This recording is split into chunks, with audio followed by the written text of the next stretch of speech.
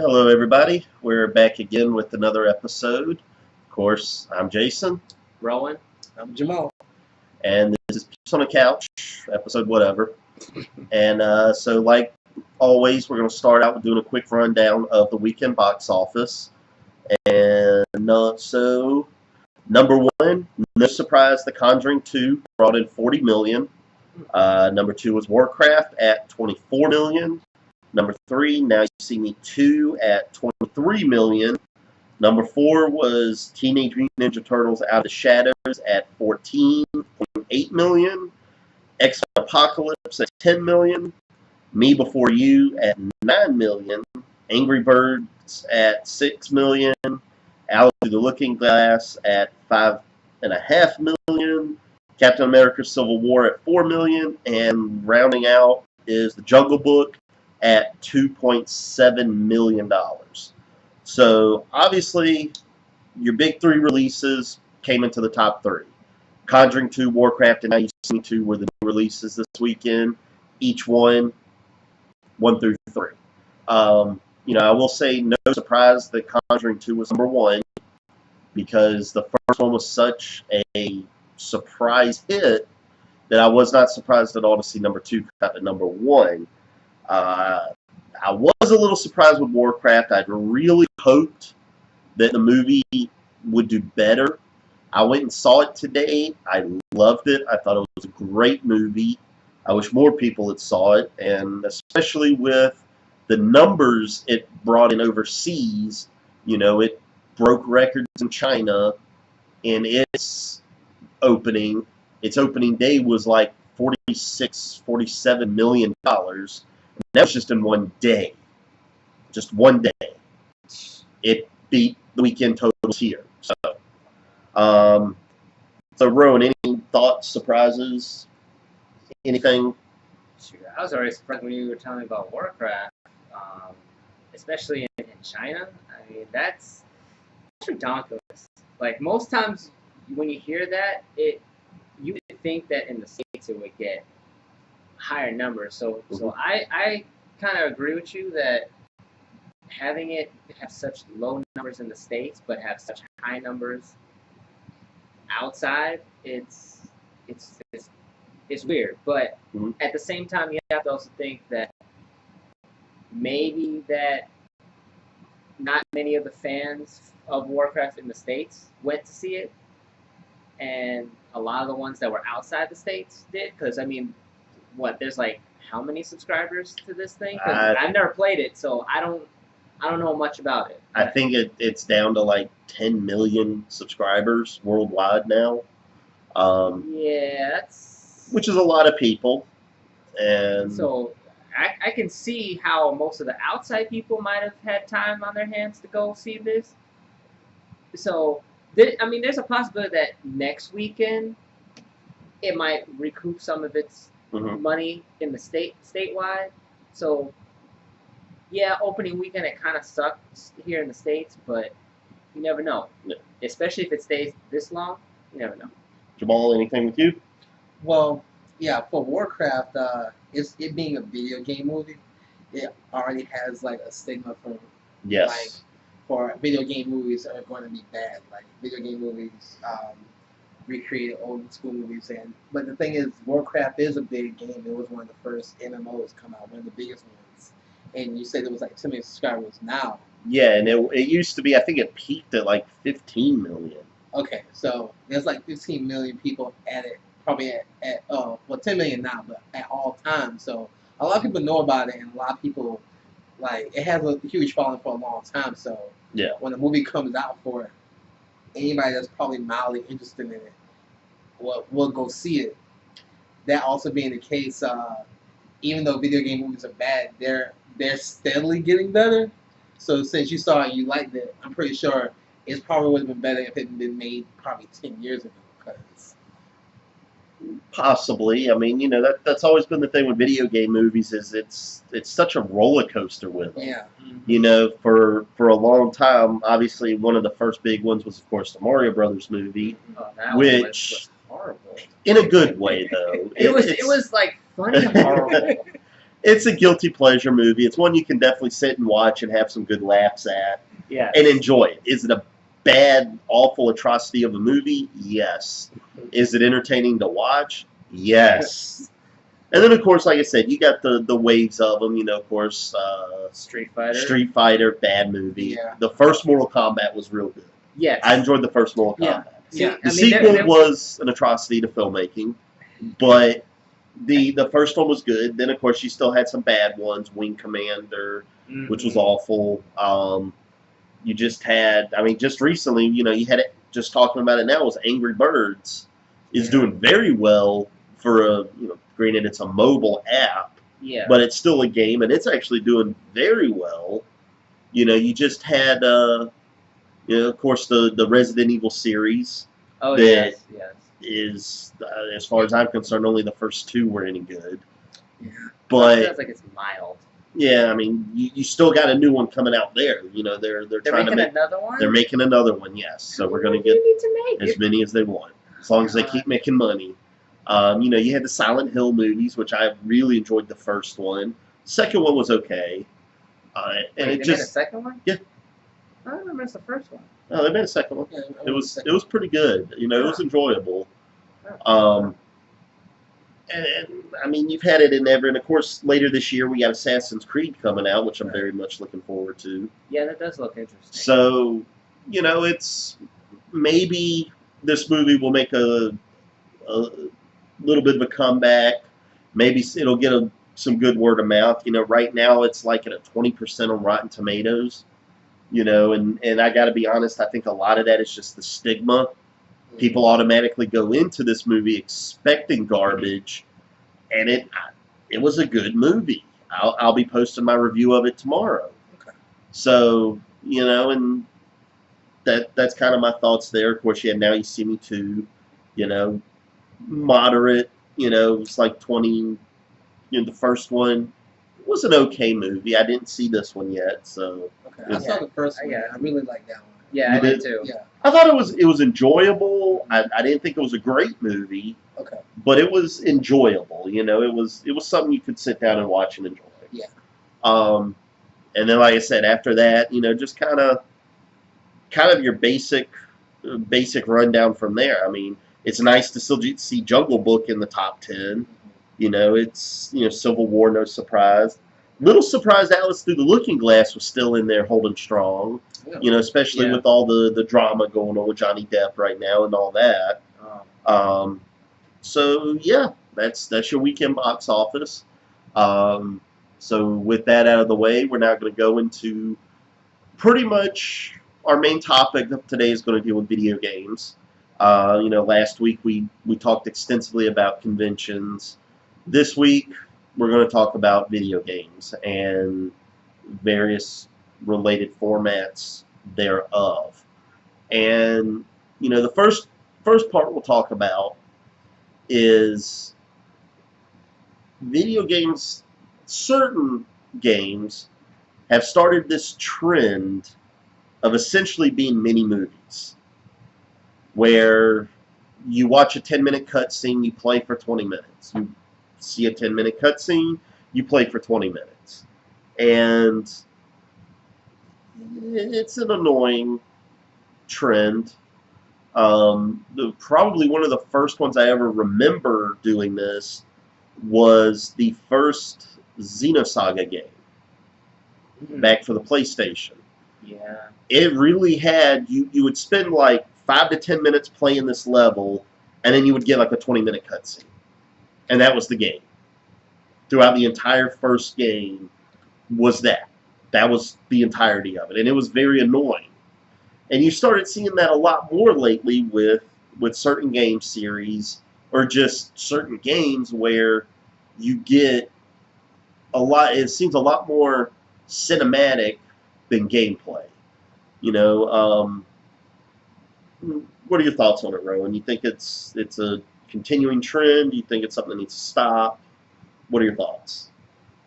Me personally, I kind of think it should stop because it's a video game. If you wanted to make a movie or a mini movie, you would just make a mini movie. I mean, don't get me wrong, like having some cutscenes in there aren't bad. It's just when the cutscenes take over the gameplay, you might as well just sit with your controller on your lap and don't touch it because you're not going to be playing for the most part. Yeah. I mean, that's just me because I'm not a big gamer as much as like Jason and Jamal are, but for somebody that enjoys at least playing video games, I like to be able to play the game, not just sit and look at a cutscene that's going to take about 30 minutes of my time, and then say like, yeah, this is like the greatest game ever. What part of it was a game? Exactly. I mean, that's what I just want to get at. And that definitely makes sense, Jamal. With the cutscenes, that's kind of tricky because, like you said, video games were games for a lot of time. Like Sega Genesis, Nintendo, they didn't have the capability to do videos. Oh yeah. So when Sega CD came out, they started doing videos for things, and little videos and stuff started coming out. Right, what you said with PlayStation, Metal Gear came out, and that was a thing that that was a very cinematic game. Yeah. And the thing was, they did pretty good cinematics during the gameplay. Yeah. And since the director in there likes to watch movies, he made that game reflecting of movies. So when the second game came out, he put more cutscenes in it. Yeah. And the third game and the fourth game, it became so many cutscenes that it was more a movie than game. He cut down on it a bit, obviously, but since starting PlayStation in Xenosaga, they started to do that kind of format where they say like, oh, maybe people like cinematics. They just put that in video games to try to build up stuff. It really did kind of get its foothold then because it was like, hey, we got CDs now. Yeah. You couldn't get a cinematic cutscene out of a cartridge. Right. You would always, the only thing you really ever got then was like stills and some text. Yeah. It was like watching a slideshow. Mm-hmm. And then here comes the PlayStation, like you said, the Sega CD, then Dreamcast, and then you started getting into the PS2, and from there, and nowadays, of course, pretty much everything's a disc, and that's where you started seeing a lot of this. And of course, with each passing generation of consoles, they got better and better quality. Just look at some of those old PS1 games, and look at them compared to now. Mm-hmm. Obviously the differences are huge, but the quality got better, and I think a lot of it, not necessarily that it became like lazy storytelling, because obviously you can tell a better story in a 5-minute cutscene than playing the game. Yeah. Because when playing a game, you get side quests, you got to go run off and do this extra stuff. You don't really have to progress the story a lot. Whereas with a cutscene, there's obviously you have no control. So yeah, you could sit there and just forcibly progress the story. Yeah. So yeah, I mean it's to me it's kind of an annoyance more than anything. I mean, I don't think, not to say that cutscenes aren't needed. Very much I enjoy watching them, but you're right, when it takes up more gameplay time than actually playing the game, that's where I think we got a problem. And I think it's something that I think we can all agree that it's not a trend that needs to continue. Just let me play the game. I didn't spend $50-$60 to watch a 2-hour cutscene. Yeah, because I mean, just finding that if game developers can find the balance between it, even a gamer like me who doesn't play as much would find it more interesting, because then I would have an interest to play maybe like Metal Gear or Assassin's Creed or any of those other really top-notch games that actually have so many cutscenes that you're just like, okay, I think I just sat and watched a movie instead of playing a game. Yeah. So I mean, it's really just I think that they really just need to find that balance. But it's really hard when you got a hot item that everybody is into, or a good majority of people are into, that you just kind of forget. Like, you just get detached from the world and go like, I'm just gonna do this and do that with it, and you're like, what did you just do? Like what you were saying with the Metal Gear. Yeah. It's like, I didn't know that he was that much into movie, because like I was watching you play Metal Gear before, and I would sit there and I was like, you only played for like 5 minutes, and the next we're just watching a cutscene, and it's just this long cutscene, and then you go back and you start fighting again, and I'm like, Metal Gear. What the heck happened? Yeah, the Metal Gear series really became a cinematic game. Yeah. And a large part of that is with the story that they tell, because they're very good stories. Yeah. But Amazing stories. yeah, I mean, especially the early whole thing ones, was you know. confusing to me. Especially with the first one, of course, Sons of Liberty, and then what was the third one? Snake Eater. Snake Eater. Yeah. The fourth one was the worst one because it had a whole bunch of. Which one was that? That was Guns of the Patriots. That was one with Old Snake. Okay, yeah, the one for the PS3. Yeah. Yeah, I remember that with the mooing Metal Gears. Yeah. Yeah. Okay. And then of course I've honestly not played the two newest ones. Okay. Was it Phantom Pain's the newest one? Yeah. And there was one before that. That I can't remember the name of right offhand, but I haven't played either one of those. Okay. But yes, the Metal Gear series really was very cinematic, and I think it kind of hindered the games. Mm-hmm. Because yes, you're right, there was too much of a focus on getting to that next cutscene versus playing the game. Right. Now, since you haven't played it, I know the fifth one, most recent one, they did cut down the cutscenes. Like it has much more sandbox type of gameplay. So they did cut down on them to where it's not annoying, but like you say, it still has a presence. Yeah, and a presence is fine. Just don't overdo it. Yeah. But I mean, in your opinions, do you think that those particular games, because now we're seeing that because of, in a sense, going back to Warcraft, seeing how that with the latest technology that we have in CG, do you honestly think that people are going to start looking towards those video games that have all those cutscenes and stuff and actually say, hey, let's actually make a movie out of it? Because you already brought up about Assassin's Creed being one. And, I mean... Well, to be honest, I'm still surprised nobody's tried a Metal Gear movie yet. I mean, that's... You want to talk about a game that would blend itself perfectly to a movie. I mean, that's why... Metal Gear Solid is your game. Yeah, and that's why I'm kind of surprised that games like that already has so many cutscenes and almost acts like an actual movie, that why hasn't it already been turned into a movie already? Yes, I agree. So, I mean, it just shows you that if they have the capability of turning a game, in an actual game, into a movie or a mini movie, why not actually just go ahead and do it on the actual big screen? I mean, that's how I look at it. I think a lot of it, kind of going a little bit off topic here, with video game movies, I think if, like I said, Warcraft's already made a ton of money overseas. It's already made like $250 million overseas. Oh. So it's made its budget. Yeah. It's made money. Yeah. It all the costs, it's made back now. Now it's just all gravy from here on. Yes, the movie did $24 million its opening weekend here, but overseas it's done way more than that. So,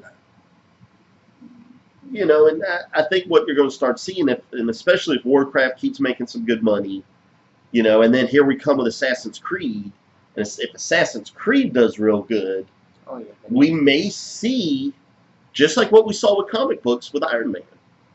Yeah. Yeah. And yes, there was obviously the success of Sam Raimi's Spider-Man. You had the X-Men movies, but comic book movies really didn't kick off until Iron Man. Yeah. Yeah.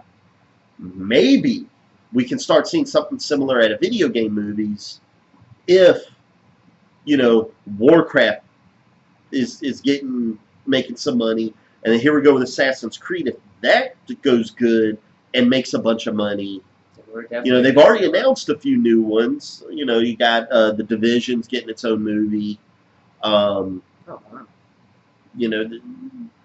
They've been talking forever about an Uncharted movie. Maybe we'll get a video game renaissance in the movies. I would be up for it. Isn't Uncharted like Indiana Jones? It's essentially yes. It's like Tomb Raider. Yeah, it's like a Tomb Raider Indiana Jones style. Well, they already made Tomb Raider and they made Indiana Jones. Why the heck are they waiting so long to do Uncharted? I mean, Uncharted is literally that. I mean, I've seen it. I've never actually played it, but from what I've seen, yeah, it reminds me of Tomb Raider. Well, from what I think, it's kind of difficult because with video game movies, you have to translate a game that already has its own base into a movie which has to gain new viewers. The people who watch the movie, there's gonna be more people watching the movie that plays the game. So they have to do this thing where they have to build it up, and they have to either go two directions. They have to go direction how the game went, which is difficult because you have to take down an 8-hour game or more hour game down to 2 hours. Into a 2-hour movie, yes. Or you have to make it so different from the game that it'll upset the people who play the game. So it's like that's kind of the route you see. I see your point now. Because like try to think about if they had to make a movie, like a 2-hour movie out of like the Game of Thrones. Like, oh god, that would not work. I mean, think of condensing the entire like first book into just a 2-hour movie. Yeah. A lot of stuff gets cut out. Yeah. And it's the same thing with video games. I mean, you're taking, say, a 10 to 20-hour game, and you're having to condense it into 2 hours. Not to mention that whatever is in that game, such as like any type of spoilers and stuff, if people haven't finished playing it, they're like, "What the hell is this?" And then find it in the game, they're like, "Well, that." And you have to get that middle ground that, again with Iron Man, that it got so perfect was you made the comic book fans happy, and you drew in new people who weren't familiar with Iron Man. Yeah. You drew them in, and we really haven't had a video game movie do that in a successful series like Marvel did with their movies. That's why I really think Assassin's Creed can do it. It's got the best chance out of all of them because of the people you got behind it. I mean, you got Michael Fassbender in it, and he's one of the best actors out there. Yeah. So maybe we can get Assassin's Creed to kickstart it, and we'll start seeing some good ones. It's... And I agree with you with the Assassin's Creed because of the fact the storyline itself is so big that you can literally pick something in there to make a story about. There's endless and it's just like this is just one of the side quests that happen in the game that they literally turn into a 2-hour movie that you're like, oh, okay, and then just keep going and pick stuff. Yeah.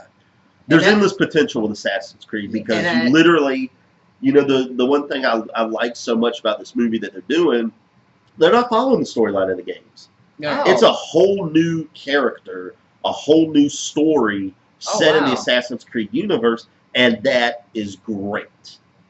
That actually works then. You have the fans of the games are going to come in and not know what to expect because you're not basing it off that first game.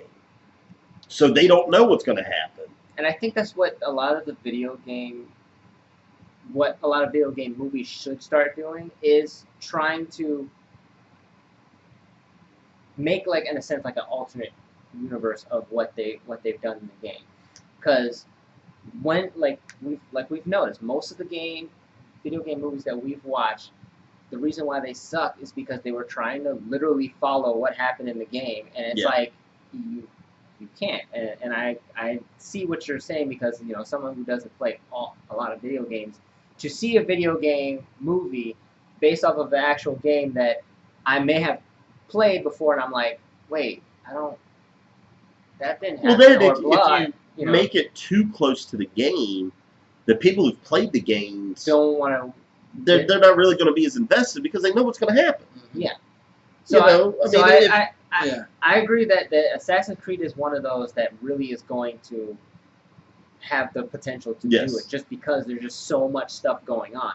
And I think after that, if that is successful, they might actually do a Metal Gear just because Metal Gear is that fucking confusing. I mean, it got that way after Sons of Liberty. I think is the series really went off the rails. But you could take that first Metal Gear Solid game and make one hell of a good movie out of that. Yeah. Just a real good old spy espionage kind of movie that they don't make anymore. And I mean, come on, we already have enough. A lot of the spy espionage movie, like the Jason Bourne movie, is supposed to be coming out soon. Yeah. I mean, it may not if they do the Metal Gear one, it may not be up there with Jason Bourne, but at least you can say like, oh, it almost will have that same kind of feeling. And if they get the, I guess, the director who's done the Jason Bourne series to do Metal Gear and work with the Metal Gear creator. Real quick, let's say they announce a Metal Gear movie. Who do you want playing Snake? Ooh, that. And do you think?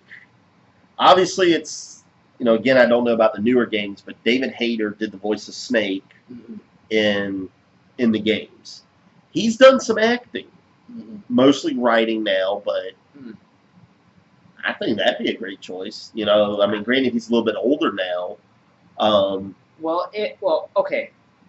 If they decide to do it, plus the voice. I mean, you would have the voice of Solid Snake. Exactly. Playing Snake. I mean, the way I see it is like, okay, even if he's older now, you could, if they made a Metal Gear movie but used old Snake, somehow made a movie that had to do with old Snake, but it was still, you still got that Metal Gear feel, and you had him as not only the voice but portraying Snake, I think it would work. Plus, it's, I know we never heard your thoughts. Who do you think? If they did have David Hayter, that would be really good. Maybe not have him actually playing Snake, but at least have some kind of presence in the movie. I mean, for God's sakes, he did the voice of Solid Snake for how many of the games? You know what I mean? Nearly all of them. I think, I think he would have to have a presence in the movie. Yeah. Same thing with, what's the dude? Was it Michael Bean, something like that? The dude, Kyle Reese from the first Terminator movie.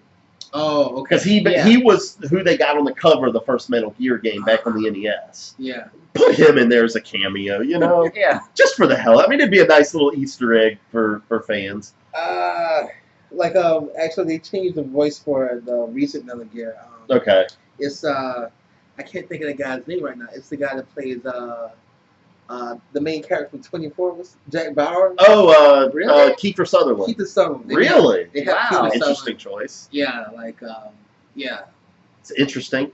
It's a lot of drama going around that. Well, that's what I was trying to say. If they did that, if they have someone, if they use someone new that looks more like how Snake would look in the first movie, that would be cool too. Just have somebody completely new, so you don't have to have that much money put into the movie. Yeah. And then the name itself should gather new people. You know what I mean?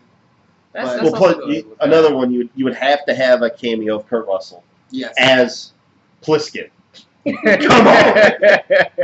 It's who he was based off. Come on. Yes. All right, we got way the hell off topic there. Like, way the hell out. But it was fun. Hey, it was a fun topic. Yes. So, all right, continuing on with video games and possibly even kind of talking about Metal Gear in this one. There's certain series, sagas or series of video games that over time have staled out and just are not, they're shadows of their former selves, or they just need to end.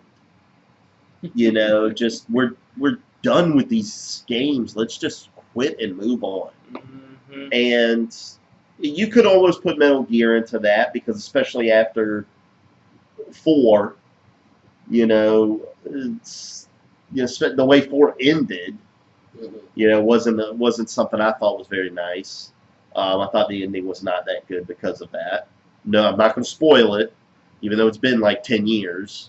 If you don't know the ending, you can't bitch about it being spoiled. I mean, there's a time limit on spoilers here. Yeah. So, Jamal, what's a series that you think either needs to just hang up its hat and call it a day, or that just somehow needs to reclaim its former glory?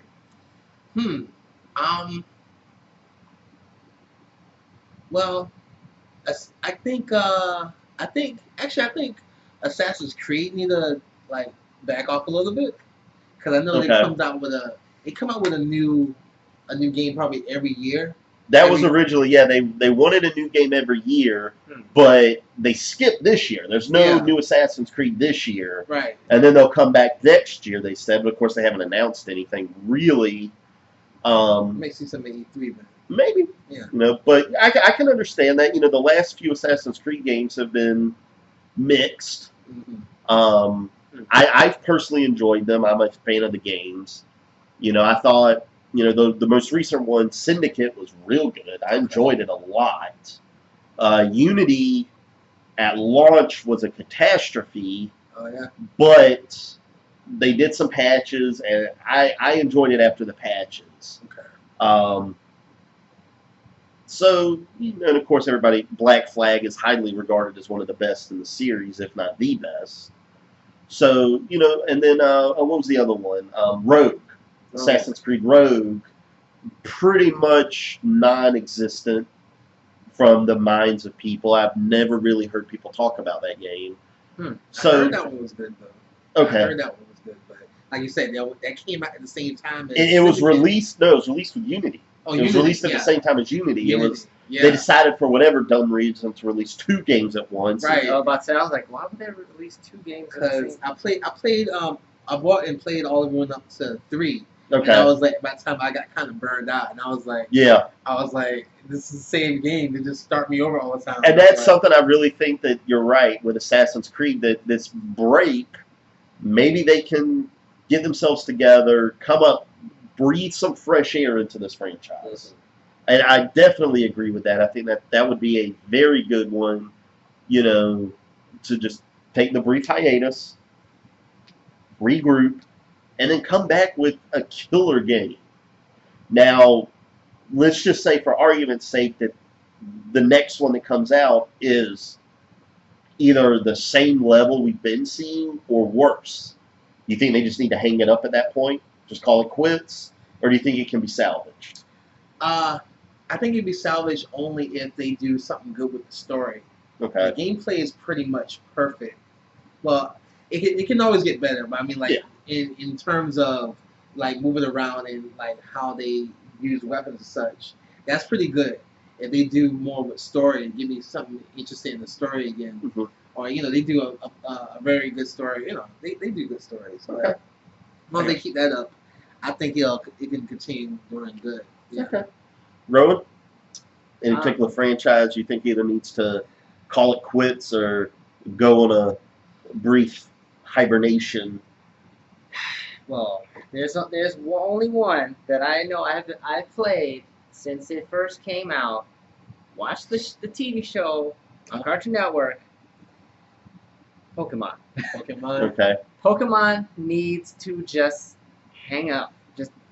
Just stop. But you gotta catch them all. You gotta be the very best. You cannot. Like no one ever was. Look, no one can catch over 1,000 Pokemon because that's what they're doing. They just keep adding more and more. It's like every game they add a new 100, 150, 200 Pokemon. Yes. Every single game. Now, don't get me wrong. Pokemon has a huge following. Pokemon is still a great game to play. But after the 3rd generation, I think they should have capped it at there and just found a way to make those 3 generations worth of Pokemon better. Kind of like what they did with what was that, the not the most recent one that's supposed to be coming out. I think it was like Omega Ruby or something like that. Where they just basically update the old games. Yeah. They add some new word in the title and just basically update it. Because, like, okay, the red and blue and green and yellow, all of those were great. Because that was the first gen. Yes. You got just to be in the world of Pokemon. Battles were kind of cheesy, but it was fun for playing it on your Game Boy or your Game Boy Color. But now that we're getting into like 3DS and whatever else that may be out now, because like I said, I'm still not a big gamer, so I don't know all. Well, I mean, they did just announce maybe Sun a and few Moon? months, Sun and Moon. Yeah, You know, that's the new ones coming out, and of course we'll get a whole plethora of new ones. yeah. Now, But what do you think might have helped? Do you think, obviously, like you were saying, we're getting a whole bunch of new ones every game. Now, I know at first when, what was the second one? Was it like Silver and Gold, yeah, wasn't silver it? Yeah. and gold. You know, not only did they add some new ones, but they also added like evolutions to ones from the previous games. Yeah. Do you think that might have been a better route to go? Is just focus more like kind of that way? I think so. With throwing in a couple new ones here and there. I think so because from silver and gold, not only did you get new Pokemon, but you also got some new evolutions that helped your certain Pokemon characters that you actually liked. Like the Eevees. Eevee was like the only Pokemon at that time that had so many evolutions for every type that it was like ridiculous. Like you literally, like that was what most people wanted, was to get every Eevee that came out. So every time they made another Pokemon series, they would somehow make another Eevee evolution, and you're like, okay, some new version or something. Yeah. But after a while, that love for Eevee kind of died down. You're kind of like, okay, there's another Eevee evolution. I gotta capture this one. Well then, great. You know, plus one thing that always got from me was the legendaries. The legendaries are just getting ridiculous to me. Yeah, the first set of legendaries were great. The birds, yeah. All the birds. And then of course you can't forget Mewtwo. Mewtwo, Mew. Those were the great legendary Pokemon that everybody and their mom had to get. But now you've got all these other legendaries that are kind of like, okay. Well, it was like what I can't remember. I think it was like maybe X or Y, X and Y or yeah, X and Y. The ones that had like a Pokemon in charge of time and then another one in charge of space. Yeah. What the fuck? Yeah, all of that started going way out the window. And then you include basically the god of Pokemon was the Arceus or something like that. Yeah, yeah. It basically is the creator of the universe. It's like, wait, what now? Now we're including like deities in the Pokemon? And then, of course, you have aliens with Deoxys. Yeah. It's like, oh, now we're going to throw in aliens. Oh, boy. I mean, it's gotten so ridiculous that I'm waiting for them to actually start turning office supplies into Pokemon. Well, I mean, we've got, chandeliers. We got ice cream, and not to say it hasn't, obviously, even in the first gen, you had a magnet, a puddle of sludge. You had some weird ones then, but now it's just getting ridiculous. It was more creative the first 3 generations. After that, it was like, what are you doing? Why? Yeah. It's like, why are you still doing this? I guess that works for. I guess it gets stale for people who've been playing it since the beginning. But there's new generations of people coming up. So well, of course, I understand that's why they keep doing it. And it's getting ridiculous, but for some reason people still buying them. Well, I mean, to make this really get weird fast, my father-in-law plays Pokemon.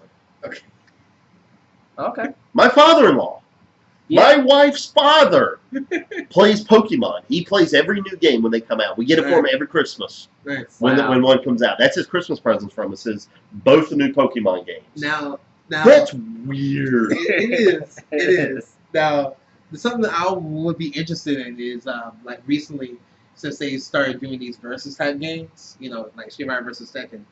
Well, let's not forget, you just had that one Pokemon fighting game, Pokken Tournament. Yeah, Pokken Tournament. That I heard is god-awful. Plus you have, like 6 Pokemon in the game? That's it? It's made by the people who did Tekken. To Pokken. But, like, if they did, like, a Pokemon versus, Yokai Watch? Oh, Yokai Watch? I have no idea what that is. That's another one that's like popular in Japan. Yokai Watch is basically it's Pokemon. It's Pokemon, but just spirits. Yeah, everyone like ghosts and spirits and demons, whatever. I was about to say, because I thought for a minute you were going to go like Digimon. Yeah, I was going to say Digimon. But if you did, Digimon would have been fine. No, because I don't know how far y'all went into the show. My wife loves it, so I've seen a lot of it. they would wipe they would just destroy the Pokemon world. Yeah. Like it was Yeah, they would. I mean, just what was the T-Rex one? Agumon. Yeah. He has some later forms. Literally, he's a walking nuclear warhead. No, I mean, he is. He literally is so strong that when he reaches some of those levels, he's like unstoppable. You can't stop him. Well, just on to go off on a tangent, Digimon is already making their latest movie series. It's called Digimon Adventure Tri, and they already released out the first 2 movies, but of course Crunchyroll has it, and they actually do it in episodes. So this is thing that's ongoing. But when you actually watch it, it's literally taking Digimon, putting them into the real world, and they cause mass destruction. Even if they're trying to help somebody, they're causing mass destruction. Wasn't it like several series ago they did that? Like you had Tamers. Yeah, Digimon Tamers. They started coming into the real world. Yes. Silly minion. I don't know why it keeps doing that. Okay, but anyway, Digimon Tamers was like the first one that actually had them in the real world, and they were just causing mass destruction. But Digimon Adventure Tri took the first season of Digimon, and basically said, hey, these are the characters years later with their Digimon in the real world causing mass destruction. And I mean, you see them go through the evolution, and I kid you not. Can you imagine a giant, flame spewing T-Rex roaming through downtown? Yeah, that would be fun. So I mean, or was it Angemon? A big angel-looking creature just knocking the crap out of everybody. Exactly, and I mean, honestly, like what I actually liked about Digimon, still talking about Pokemon, was that with Digimon, they actually capped how many Digimon that they had. Yes. They literally capped it. They said, this is how much we have, no more. They would just kind of add new evolutions to it. Yeah. I know you're talking about a Versus. Now, this is what I just thought of. I'm sure y'all watch the show. Don't know if y'all ever played the games, but Monster Rancher. Oh, yes. Yeah. Monster Rancher versus Pokemon. Yeah. Oh, that would be... Because you're almost in the exact same style. Yes. Yeah. It is.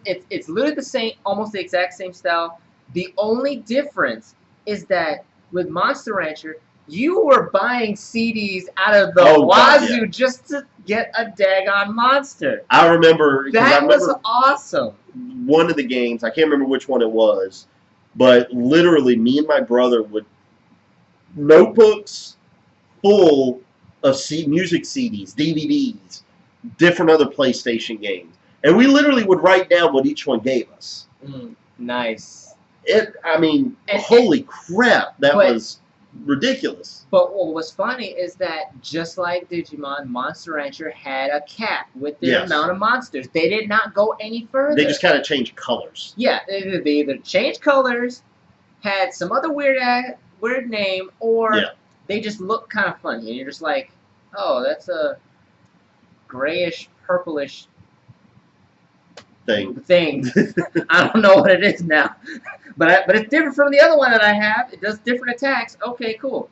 So I think that if Pokemon capped where they are and just found a way to focus on what they already have, I think a lot of the older fans would be a lot more interested in it, because no offense to the people who play Pokemon, but I can't play Pokemon anymore because every time I get into a battle, I literally doze off in the middle of it. Like, I'm sitting there playing, and I just go like, what the... And I mean, it's not because I don't like Pokemon, it's just, it's not as fun and exciting as it used to be. Before, I could sit there hours on end playing it. Now, if I try to crack open a game just to play, I'm literally dozing off. That's just how boring it has become. So, I mean, I really think they should just stop. Don't make any more Pokemon. Just go with what you have. Yeah, just go with what you got. All right, so... And what about you now? My choice is, again, it's not a series I think that needs to hang up the hat, because it was, at one time, the most anticipated games ever. And that was the Final Fantasy series. Oh. Yeah. Final Fantasy. I mean, let's think. Growing up, especially after Final Fantasy VII, Yeah. which pretty much just blew up on the world. Yeah. I remember when 8 was coming out, any little morsel of information was like front page news in the gaming magazines. This was before the internet. So we had to get our gaming news in magazine format. Yeah. Anybody remember those? Yeah. Heck Oh, yeah. those were fun. Oh yeah. Waiting every month for those magazines to come into the mail. I know. And the only new information you get would be like just one little screenshot. Yeah. But it was front page news. Yep. But pretty much I would say since 11, the series has just gone downhill. Yeah. 11 was the first MMO they attempted. It was mediocre at best. They were kind of up against like Warcraft and. Well, Warcraft wasn't even there at the time, really. But it was just so bland, and it wasn't that good. Then here comes 12, which I didn't really enjoy that much. But it had some good things, but it was for me. Mm-hmm. And then here comes 13, which to say what divided the fan base is an understatement. I enjoyed it. Mm-hmm. I understand the issues people had with it, but I still enjoyed it. And then you had its 2 sequels, 13-2 and then Lightning Returns. And then you had 14 come out, which was a disaster at launch. It was another MMO. Yeah, that was an MMO. Okay. Disaster at launch. Yeah. They basically just gave the game for free until they redesigned the entire game from the ground up and re-released it. And then, of course, the newest one was Type O, which is garbage. Wow. I mean, it is absolute, utter garbage. I mean, I have struggled to complete this game for months now. Wow. And it is not a long game. It's Really? not. Huh. You can get pretty much to the end of the game in a few hours. What? It's a very short game. It really is. But it is just awful. Now, granted, 15 I'm looking forward to. Okay. They just released this demo. They released a demo with Type O, which basically was the best part of Type O. And then they just recently, maybe a month or so ago, I think it was, released a big demo on Xbox and PS4. I played that one. That was good. Yes. I enjoyed it. It was really good. So I'm really looking forward to 15. I'm really hoping it brings new life into this series that, like I said, it was a juggernaut in the video game world.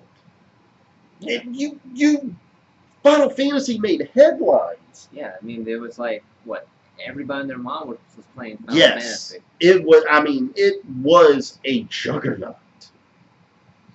And then to see it fall like it has, I'm really hoping that with 15 they bring it back to that glory days of Final Fantasy. Now, if it doesn't, if the game just does not hold up, if it doesn't do good, if it's mediocre even at best, I think it's time to call it quits. I think it's just time to hang up the hat for Final Fantasy and just let the good times be remembered. Yeah. Yeah, I think that's the story that's going on right now. It's like everyone's making on this 15, because I already know from reviews or what people look at it, it's already the vibe going on because people want a Final Fantasy. People want another Final Fantasy 7. And that remake coming out will hopefully. It's a remake, it's a game we've already played. Right. But maybe that'll bring some life back into the series.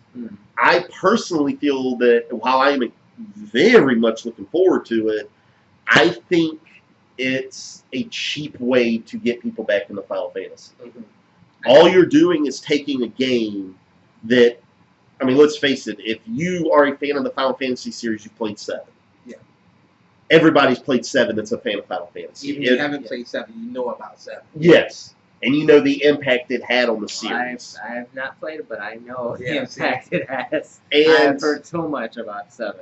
That's where I think this remake is. I think it's just their way to get people like, here's a new here's a remake of one of the best Final Fantasies ever made. You know, let's get people back into it. Now, hopefully that'll maybe get them re-energized into making, if the 16 comes out, make it good. Yeah. Let's get this series back to where it was. Right. So I'm like I wasn't finished. So sorry. half was going to be like they want another Final Fantasy 7. Other half sees it as is made by the same people who did Kingdom Hearts. So if you look at that, it looks like a Kingdom Hearts game. So that's people that's kind of upset. And the demo felt like it too. Yeah. And the thing is, I personally like Kingdom Hearts a lot. So when I saw this Final Fantasy playing, if it's like a Final Fantasy story with a Kingdom Hearts gameplay, that's all in for me. I'm like, I really love Kingdom Hearts. But there's some people that don't like Kingdom Hearts because they don't like Disney, but they want it to be like a Final Fantasy game. So there's going to be a split between that. But long as it has, like I said, as long as the story is great and it just feels good, it should work. Yeah. And I hope it does. Yeah, so far from what I played from the demo, it's really good. The demo was good. That's just me because I love Kingdom Hearts. And when I play a Final Fantasy that has Kingdom Hearts mechanics, I'm like, I'm buying this game. Like, I'm buying it. All right. And is there any series anybody thinks just should automatically hang up its hat? One that just don't even bother trying to bring it back. Just go ahead, hang up the hat, retire the games. Let's just not bring another one in. Ooh, I got one right off the bat. You got one? Yes. Okay, I don't have any. There's games I don't play, but people keep buying them, so I can't say they're just bad. I mean, aside from Pokemon, I can't really think of any other one. Like one that definitely needs to just stop because. All right, so I'm going to get a lot of hate for this, Yeah. but the series I think that just needs to hang it up, quit making them. It is already the most disliked game trailer in history. Call of Duty. Yeah. That newest Call of Duty is the most disliked video game trailer in YouTube history. Yeah. But I didn't think about Call of Duty. I think they just need to stop. Yeah. I mean, Modern Warfare was great. Yes. I loved it. I thought that was a breath of fresh air in the Call of Duty series. All right? Yeah. Then they milked it. Call of Duty, this is how it was. Call of Duty 4 Modern Warfare. All right? Then the sequel comes out. Call of Duty Modern Warfare 2. Wow. Then Call of Duty Modern Warfare 3. Or whatever they decided to name it. You know, I have huge issues with the mechanics of the Call of Duty games. It's why I prefer Battlefield. But I just think Call of Duty needs to hang up. Just stop. Create a whole new franchise if you want to. Just don't do Call of Duty anymore. That's what they Call of Duty and they need the Modern Warfare, which people really like. And well, I was telling you about Modern Warfare was a kept and then they kept doing Modern Warfare and then they switched to Advanced Warfare. Yeah. And then they got Infinite Warfare. Which they're going to space. So they try to keep up in the game until. Okay, I agree with you. They kind of need to stop. I mean, there's only so much you can do. There's only so much warfare. Yeah, so much warfare. Only so much you can do with a first-person shooter game. I mean, at this rate, you might as well just say Call of Duty with like them doing like a side scroller or something. It looked like Contra. Yeah, Contra. Call of Duty Contra. I mean, that might be interesting, especially if they keep Konami code in it. Yeah. That's what I mean. It's like you might as well just stop making a first person, just make a 2D side scroller or something. All right, so the last thing we're going to talk about tonight, it's getting we're getting up there in time. E3 is coming soon, starts tomorrow. So, what, if anything, in particular, are you looking forward to? Any particular gaming announcement, consoles, anything along those lines? Jamal, start with you. Anything in particular? Right now, I'm a big Nintendo fan, and I know that they're not. They said they're not going to announce any NX things, but they're going to announce a new Zelda. Okay. And that's going to be an open world type of thing. So this is the first time they're going to do a Zelda game that's an open world. So I'm looking forward to that. Okay. So it'll be more like a MMO type open world game? Not MMO, but yeah, more RPG. Yeah, like a MMO type of world. You can go and they said like in the game, if you like go on top of a mountain and you look out to the world, you can see any place that you can go to, and you can head directly there if you wanted to. You can choose wherever you want to go. Instead of like you need. You're not sandbox. Right. Yeah. Gotcha. That I like that. I hope that turns out to be. That's what they kind of like promised to do. So I'm like. That'll be cool. Rowan, anything you're looking forward to? Not really, but correct me if I'm wrong, but I could have sworn I was hearing something about like going back on the Pokemon thing. They were supposed to make a Pokemon mobile app that literally says that you're like Pokemon Go. Yeah, Pokemon Go. Yeah. Is that something that I am intrigued in it because I like the concept. Mm-hmm. But let's be real, it's also going to be very freaky. Yeah. You imagine sleeping in your bed, your phone vibrates saying there's a Pokemon near you, you turn it on, and there's like a Gengar or something in the corner of your bedroom. Yeah.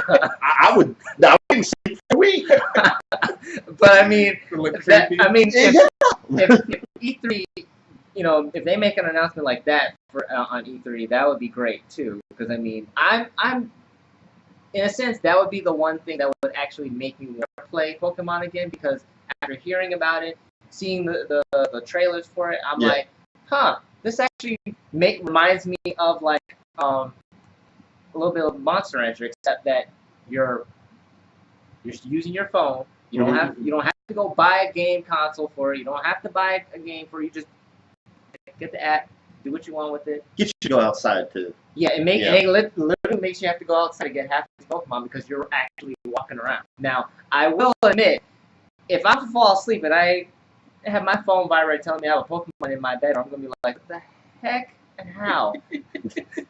I'll be staring, going like, how the heck did you get inside my house? That's what I want to know. Now here's if we do finally actually get Pokemon Go to come out. Here's a thought I think they should really consider. All right, as we were just talking about earlier, you had basically the god of Pokemon, Arceus. Yeah, he needs to be in the Vatican. Yes. I'm just saying, it fits. No, it fits. It would fit. I mean, I honestly think a lot of the legendary Pokemon need to be in faraway places that people really cannot go to because it's like you have to have that much money to actually go there to get it. I could see it now, like somewhere on the 5 You got to do the Pope. You got this one person that managed to go to the Vatican, and he goes like, "Hey, I need to catch Pokemon," and he's just looking at you like, "What?" You got to battle the Pope for Arceus. Yes, you got to battle the Pope. Yeah. Yes.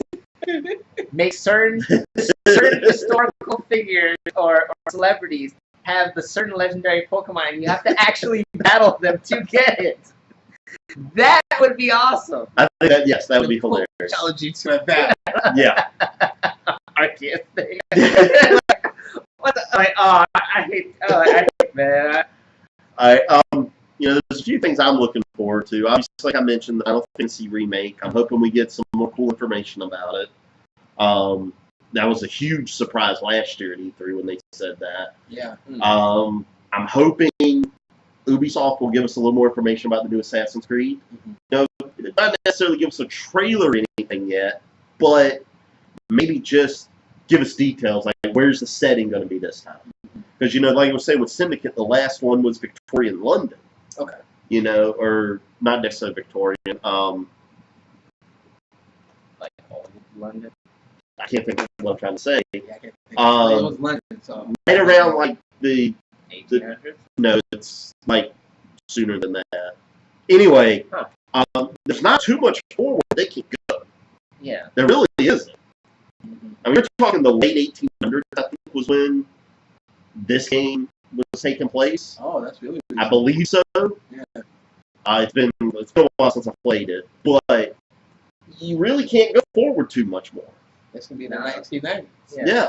I mean, unless they're gonna make an Assassin's Creed. Assassin's Creed Modern Warfare. Yeah. That would be hilarious. Now, of course, but that I'm looking forward to that some.